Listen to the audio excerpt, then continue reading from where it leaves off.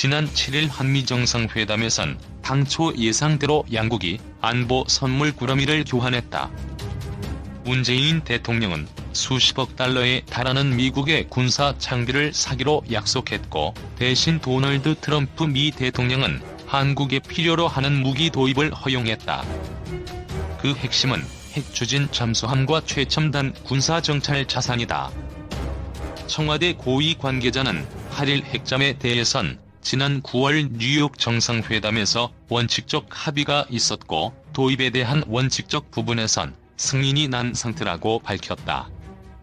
이 관계자는 핵잠을 구입할 수도 있고 같이 개발할 수도 있다고 설명했다. 청와대는 당시 본지의 한미, 한국 핵잠 보유 합의 보도에 대해 사실과 다르다고 해명했었다. 군 당국은 핵잠을 구매하는 방안도 검토하고 있지만 사실상 자치 건조로 마음이 기운 상태다. 미국이 핵잠을 다른 나라에 판 전례가 없기 때문이다.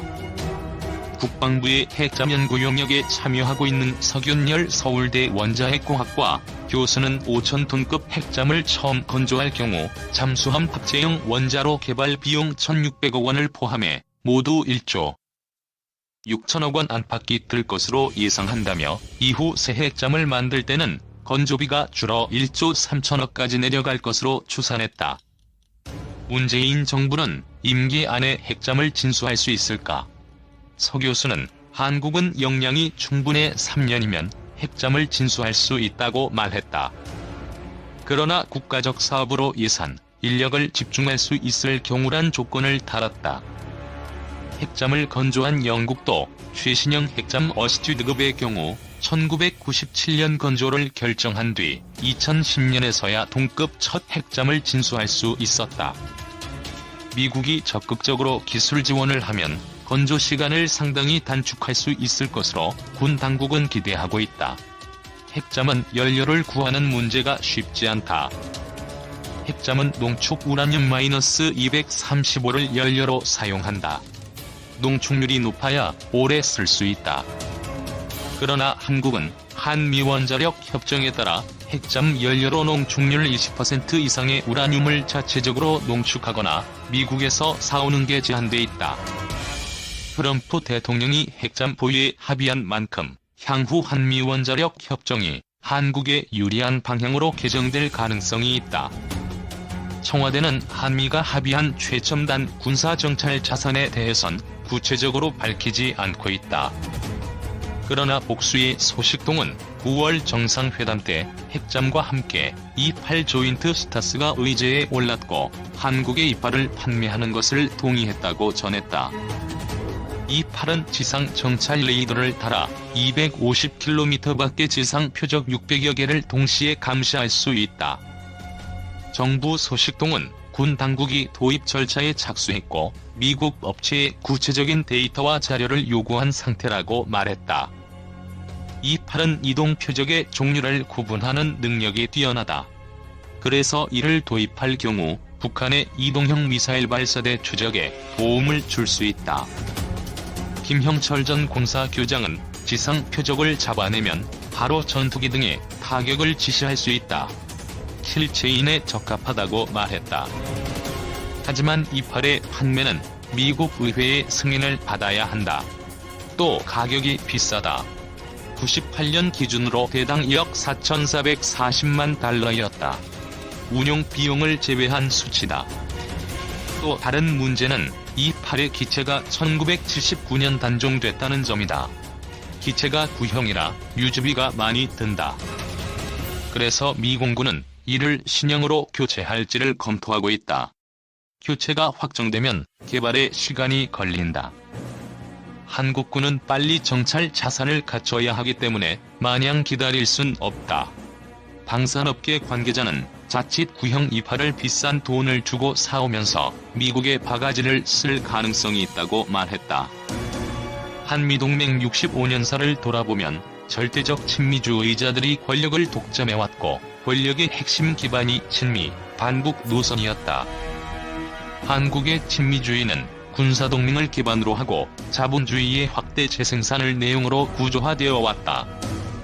한미동맹을 통한 안보는 절대가치가 되었으며 한국은 자신의 역량과 위상의 증진에 상관없이 의존적 지위를 기꺼이 수용하는 것이다. 이런 맥락에서 김대중, 노무현 정부 10년 동안 대미자율성을 모색한 것은 전례 없는 시도였다. 하지만 이런 노력은 오래 가지 못했다. 네오콘 부시 행정부의 등장과 9.11 테러 사태라는 냉전 회귀에 강력한 동인이 발생했으며 국내적으로도 일정 부분 성과에도 불구하고 고착화된 구조를 혁파하기에는 역부족이었으며 반미종북 프레임의 역공에 휘말려 정권 기반까지 흔들렸다. 이후 보수 정부가 연속 집권하면서 진보 정부가 훼손한 한미 관계의 복원이라고 주장하면서 한미 동맹이 조종기에서 겪은 어쩌면 불가피했던 갈등을 동맹 파탄의 위기로 과장하고 회복한다는 명목하에 반미종북 프레임을 부활시켰다.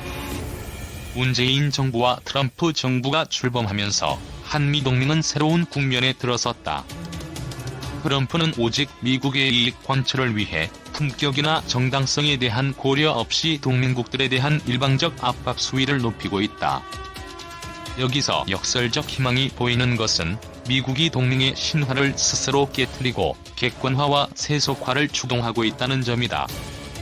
문재인 정부는 최근 지정학의 귀환으로 불리고 있는 불안정한 동북아와 한반도 역학 속에서 지나친 친미주의와 맹목적 동맹지상주의는 도리어 한국 외교의 손발을 진영 논리에 묶어버릴 수 있다는 점을 깊이 자각해야 한다.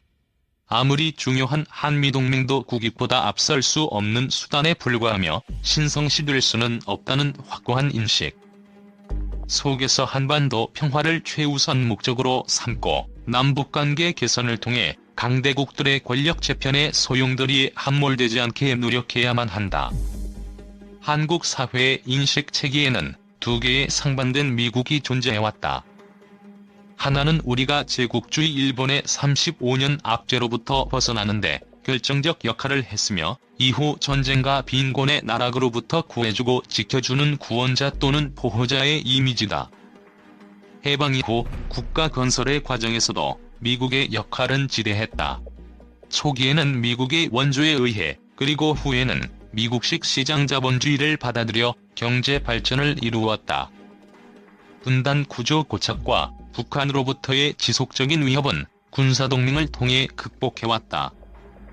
정치 및 군사는 물론이고 경제, 사회, 문화 모든 분야에서 한국에 끼친 미국의 긍정적 존재감은 부인하기 어려운 범위를 형성해왔다는 인식이다.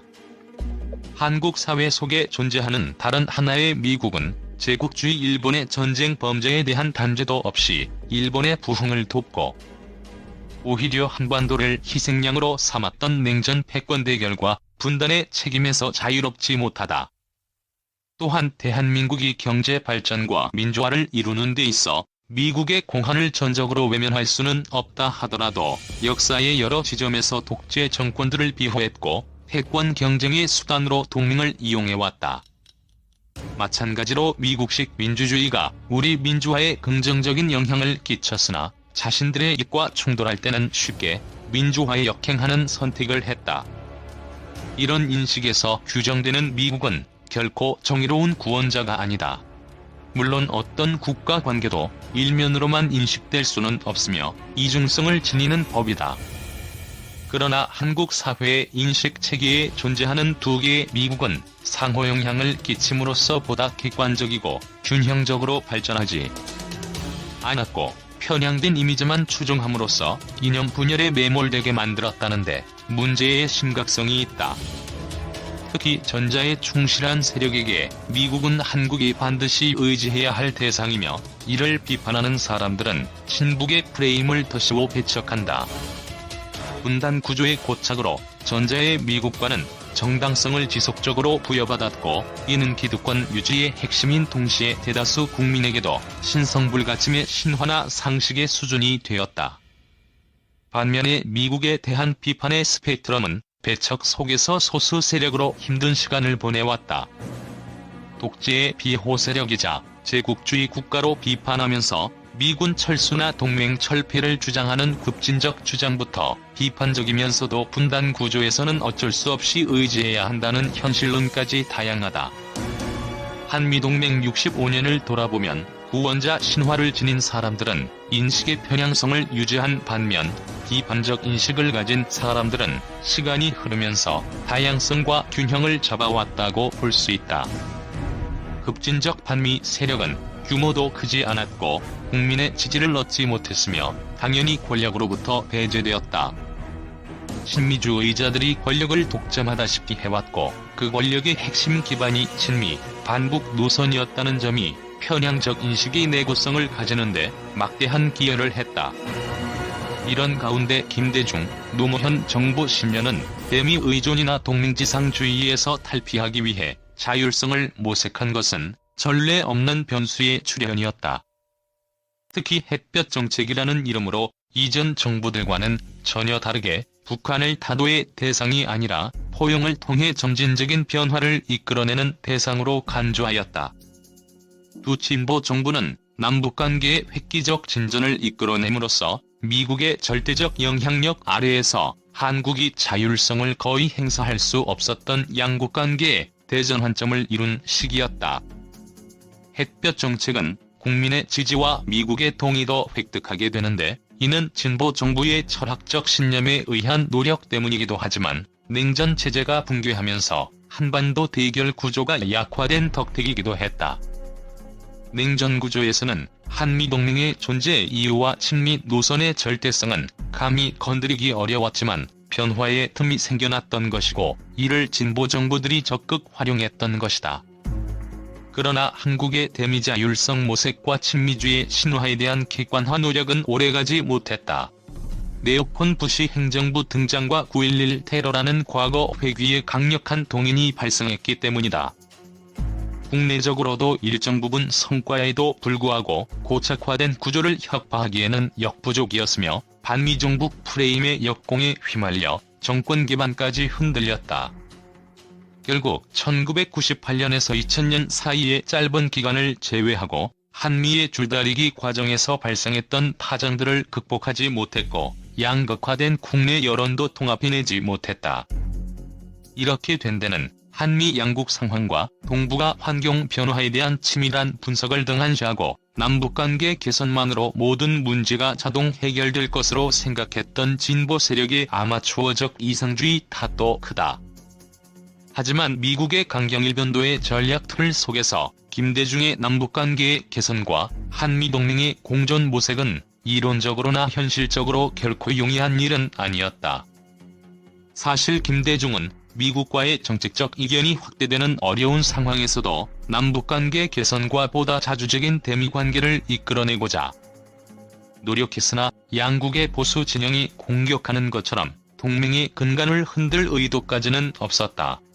오히려 지나친 비대칭성을 극복하기 위한 노력이었다고 봐야 할 것이다. 한반도와 동북아의 평화를 위해 일방적인 친미 전략보다 주변국들과의 보다 다변화되고 균형 잡힌 외교를 해야 한다는 실용적 조정이 진짜 목표였다고 보는 것이 더 정확하다. 노무현 정부 역시 한미동맹을 파탄 위기로 몰아갔다는 공격을 지속적으로 받았다. 대북 화해 정책을 계승했고 동북아 균형자론을 위시한 자주성 확보에 노력함으로써 부시 행정부의 노선과의 갈등은 필연적이었다. 동맹 반세기의 대미 의존 관성은 이런 시도를 배은망덕으로 간주했다. 그러나 노무현 정부 역시 한미 관계를 희생해가면서까지 자주성을 확보할 생각은 없었다. 동북아 균형자론이 문제가 되자 불과 3개월 만에 자체 폐기한 것이 곧 한미동맹의 틀을 넘을 생각은 없었음을 보여준다. 집권 전과 후의 대미 인식이 확연히 달랐고 시간이 갈수록 대미 관계를 개선하려고 노력했으며 한미 FTA 체결에도 적극 나서는 등의 행보를 보였다.